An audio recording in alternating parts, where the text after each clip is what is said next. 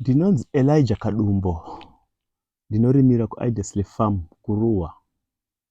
Shanduko yandakaona kubudikidza nekushandisa organic farming ndiye kuvandudza hudyu hwevhu.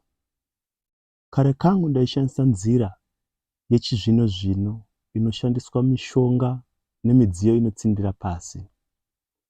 Nekuda kwematambudziko andakasangana nawo muvhu rangu, ndakushandisa kurima ndisingashandise mishonga nezvinotsindira.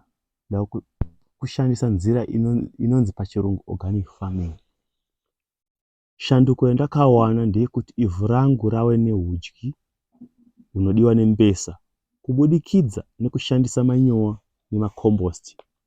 Imwe shanduko yandiri kucherechedza ndeyekuti mvura painonaya yava kukwanisa kudzika pasi. Asi pandairima ndichishandisa mishonga nemidziyo inotsindira pasi, ndaiona yaijenga mumunda. Mbesa dzangu dzaisakwanisa kudzikisa midzi pasi zvakanaka. Asi iko zvino dzakukwanisa kudzikisa midzi pasi, zvinoita kuti dzimire zvakanaka uye nekuyewedza.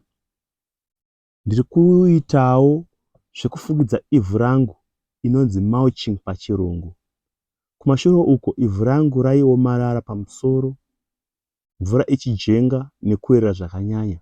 Asi iko zvino ndakuona kuti mvura yakukwanisa kudzika pasi uye haichakurumidze kuoma nekuda kwekufukidzira ivhu, uye sora harichakwanisi kumera nekukura sezvaraisimboita.